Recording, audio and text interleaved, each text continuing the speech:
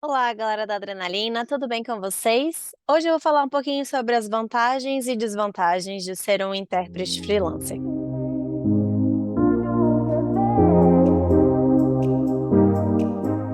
Muitos já devem saber, mas na nossa profissão existem duas possibilidades de se trabalhar: ou como um intérprete fixo em uma empresa, ou mesmo na ONU, ou de algum órgão específico, recebendo um salário no final do mês, ou sendo um intérprete freelancer. E a maioria de nós trabalha como freelancer, porque muitas vezes existe uma certa flexibilidade na vida de um freelancer. E esse é um dos pontos positivos em ser um intérprete freelancer. Mas eu vou falar vários outros e também vou falar os contrapontos negativos também para vocês terem uma ideia das duas opções. O intérprete freelancer, ele tem essa flexibilidade porque cada dia da semana ele pode trabalhar para um cliente diferente, de forma direta ou mesmo contratada por uma agência. Então, quando você é um intérprete freelancer, você pode ter só os seus clientes diretos ou você pode trabalhar para outras pessoas que conseguiram os clientes e que estão te chamando para ser intérprete naquele evento. E essas pessoas que te chamam, que são agências, quando eu falo agência, eu quero abranger um pouco mais esse termo, porque pode ser que não seja apenas uma agência formal que tenha um CNPJ específico de uma agência de tradução. Pode ser que seja, por exemplo, um buffet. Inclusive, pode ser que seja uma gráfica. Pode ser um colega, inclusive, que trabalha na área técnica, na parte de som, da parte de equipamentos de interpretação, mas que não é intérprete. Ou também pode ser um amigo intérprete, um colega intérprete que tem CNPJ e que foi subcontratado por essa empresa que ganhou a grande licitação. Então, quando eu falo agência, são todos esses personagens, todas essas pessoas que não são a sua própria empresa sendo contratado diretamente pelo seu cliente. Então, esse é o universo quando eu falo agência, tá bom?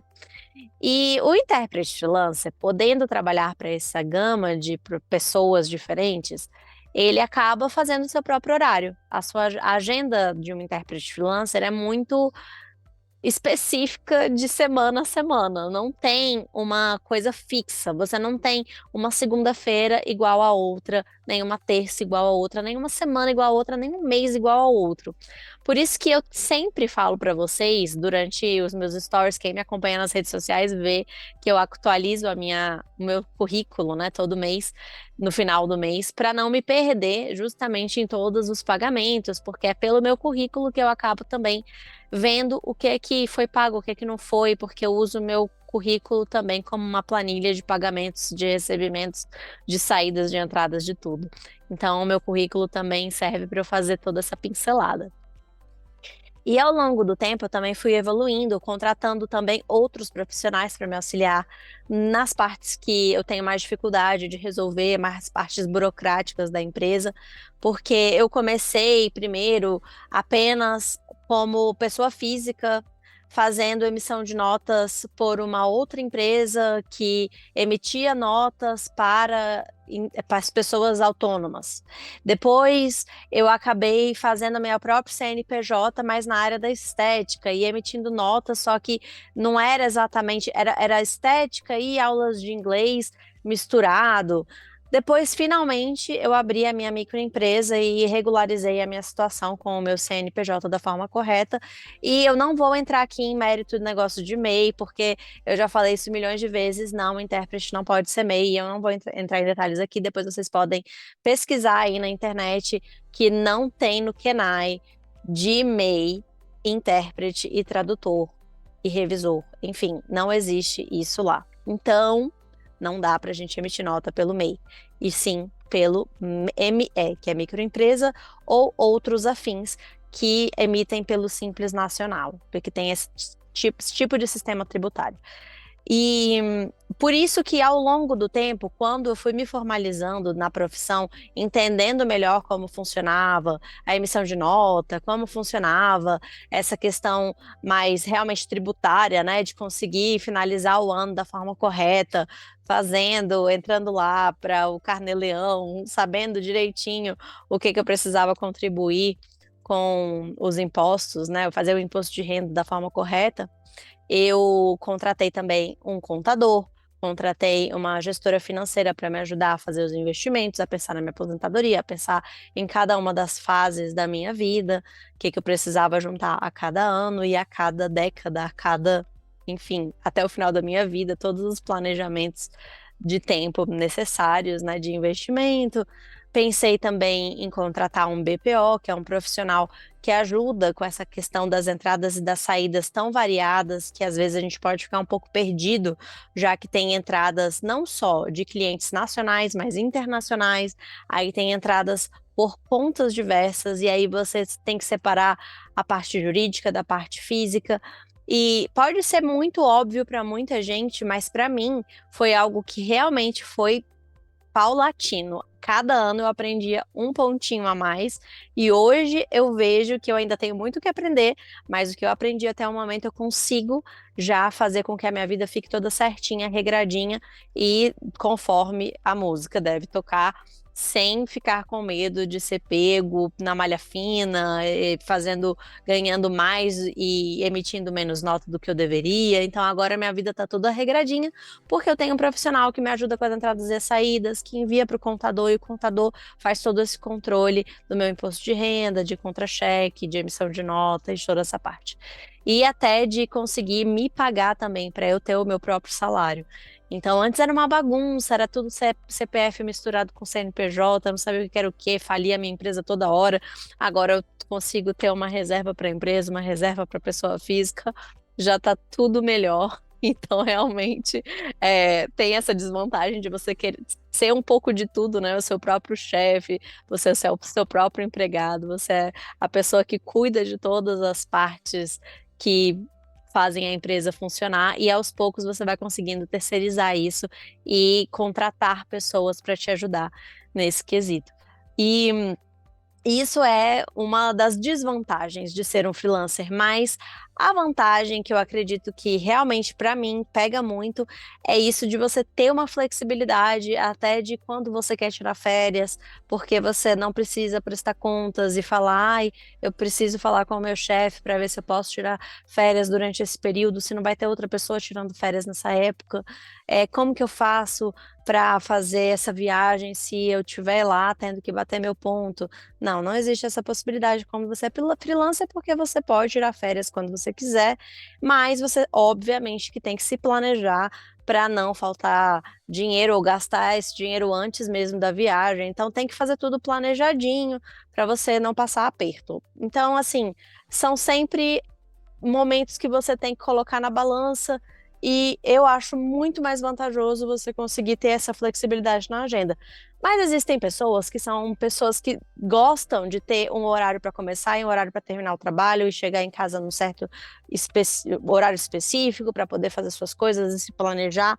E preferem falar com o chefe que pode mandar eles fazer as férias deles num certo período porque vai ser melhor para a empresa. Então, existem pessoas que gostam de ser in-house interpreters ou intérpretes realmente fixos de uma empresa.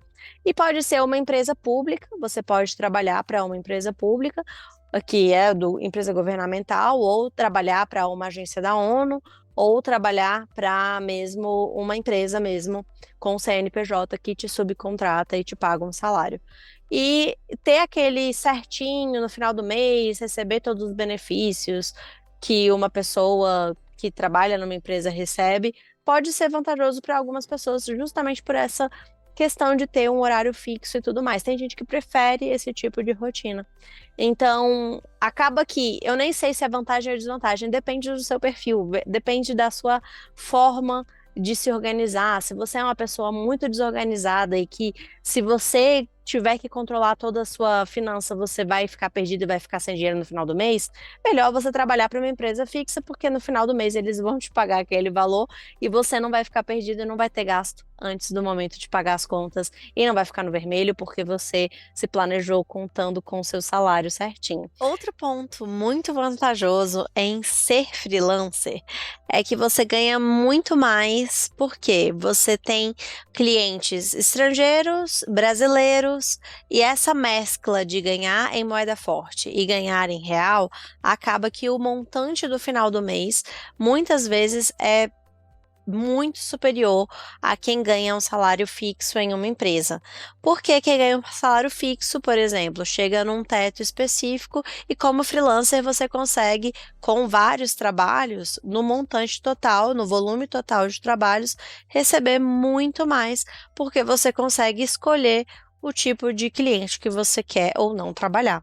Você pode selecionar também o seu valor, você pode ter um valor muito maior por hora de trabalho do que numa empresa, porque na empresa eles também têm o lucro deles e eles vão tirar do seu, obviamente, porque eles precisam pagar as contas da própria empresa, né?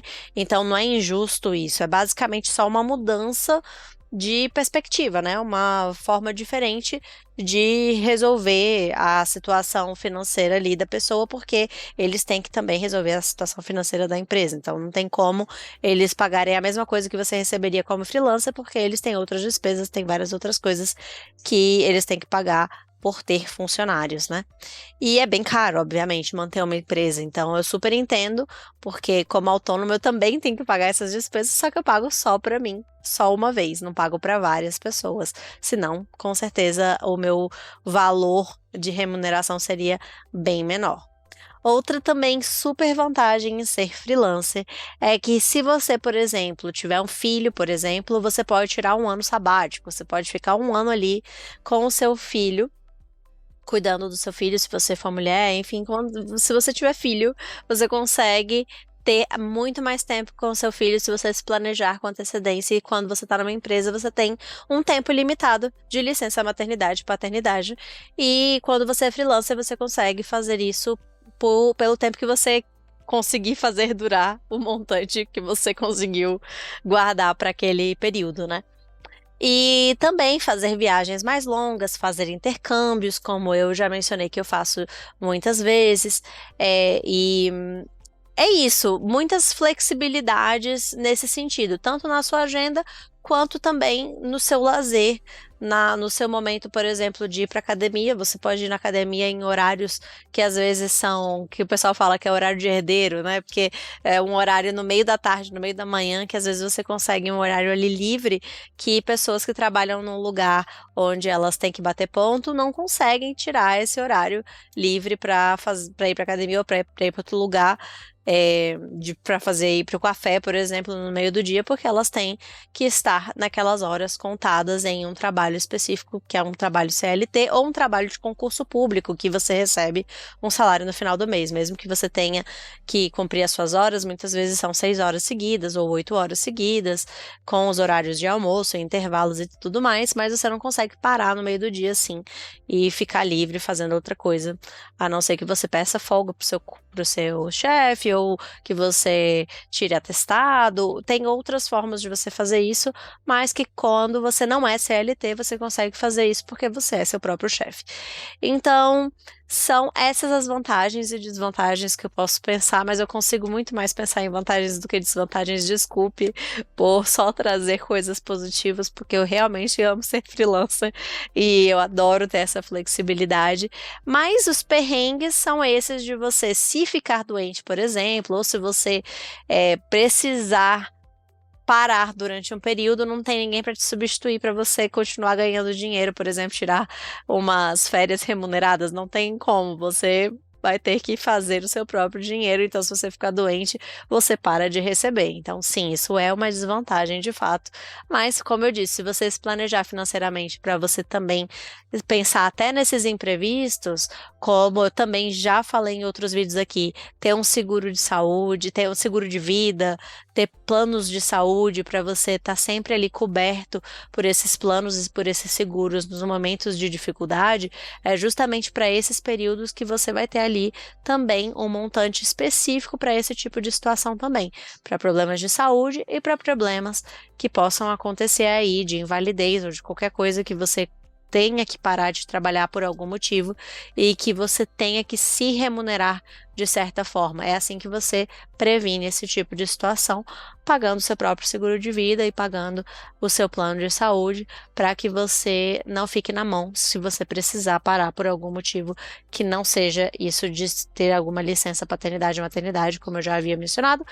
Mas tudo isso se resolve dessa forma. Você tem várias formas de contornar essas situações prováveis e possíveis que podem acontecer com qualquer ser humano.